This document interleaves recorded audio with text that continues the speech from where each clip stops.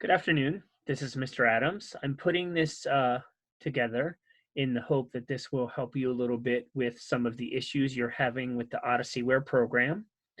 So I'm going to put together a little video here with some steps of how you get through the lesson and how you submit your answers. Also with a couple tools and tricks you can use for Jabelli during the lesson.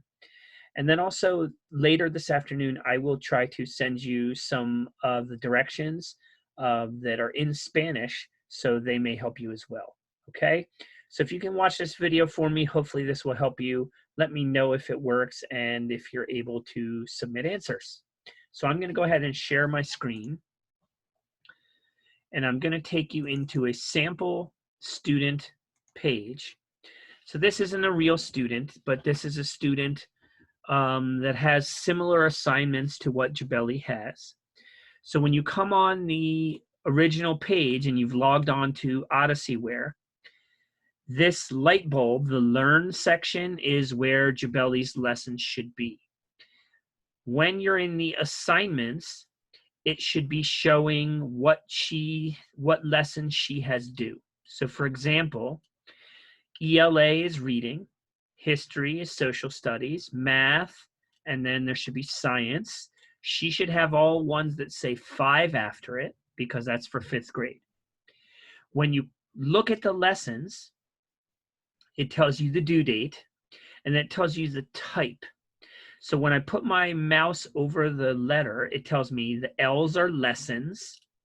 And if I scroll down, if you see other color letters, the P is for projects. I don't think you should have projects, but you will see Q and T. T is test. Q is quiz. So there will be some other letters that show up here that tell you what type of lesson it is. Now, when I click on a lesson, it should open the lesson for Jabelli to do. A couple things here. As you look on the right-hand side of the screen, there are 4 tools. The most important tools are these bottom 3. The bottom 3 tools, the reference button is like your dictionary. So if I don't know the meaning of a word, let's say I don't know the meaning of the word valuable, I highlight it, I click on the reference, and it gives me a definition of the word value. And then I click it again to get rid of it. This is a translate button. So if you need to hear part of the text or see part of the text in Spanish instead of English, I click translate. I go down to Spanish. It will show me the text in Spanish. If I highlight it and hit play, cada vez que decides que te gustaría leer otra historia como la que acabas de leer, estás haciendo un juicio de valor. It will read it to you in Spanish.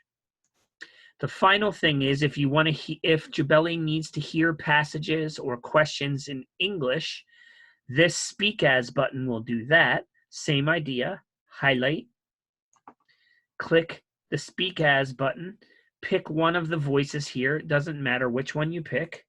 Are there ways to decide whether or not a story is worth the time you spent on it? What can we find out about the value of a story? It will read it for you in English. Now, as you go down the passage and you get to the end, it's going to ask you if you want to work on the questions or read the next section. When you click work on the questions, it's going to take you to the questions. Here's what I want you to notice. Up here, it will show you how many questions there are. So when I look on my screen, it says there are question 1 of 7. So there are 7 questions. I can jump to each question whenever I want to. When I jump to a question, I answer it. Okay? When I answer my question, if I'm ready to move on to the next question, I click next question. And now it takes me to question 2. When I've made it all the way to question 7 and I finish, I should now be able to click turn it in. And what it should say is, it's telling me, hold on, there are still 5 questions I did not answer. Do I want to continue? Yes, I would like to continue. I want to say no, I don't want to continue. I don't want to turn it in. So I go back. Now I go back through the rest of my questions and I answer them. Okay, I'm just picking random answers here. I go on to the next question. I go on to the next question. Okay, I'm just going to answer each question. If I need to go back to the story to help answer a question because I can't remember, you can jump back and forth. You can go back to the story, you can read, then you can jump back to the questions. So you can go back and forth between the story and the questions. When I finish, I'm just going to fill in some answers here so it thinks that I'm done.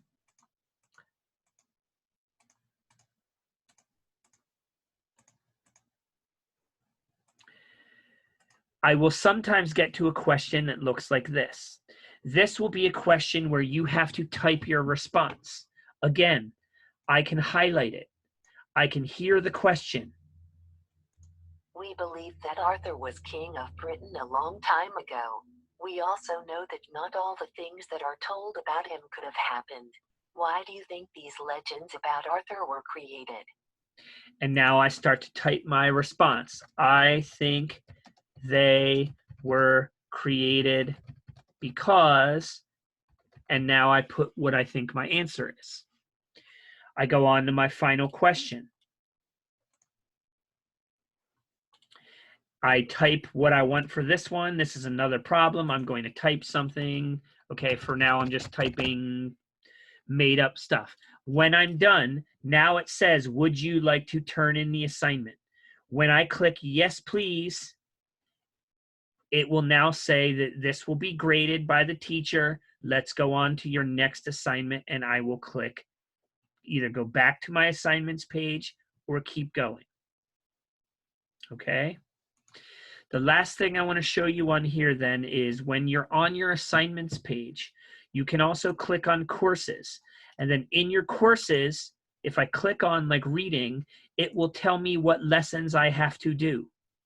It will tell me when are they due, what's the name of the lesson. It will tell you if you submitted it. It will tell you if it's graded. It will tell you your final score. So you can go back and forth between the assignments, which just tell you your due dates, or you can go into your courses and you can look at each course. I can look at my history course. I can see what lessons that I need to do, okay? And that should give you guidance in what lessons you need to complete. Final thing, if you're ever confused with something that we're doing on here, you do have a message button. When you click on the message button, you can click compose message. You can select Mr. Adams' name will be over here. Type me a message, send it, and I will be able to answer you on there as well. So I hope this video helps you a little bit with how to do some of these lessons and some tips on how to submit answers.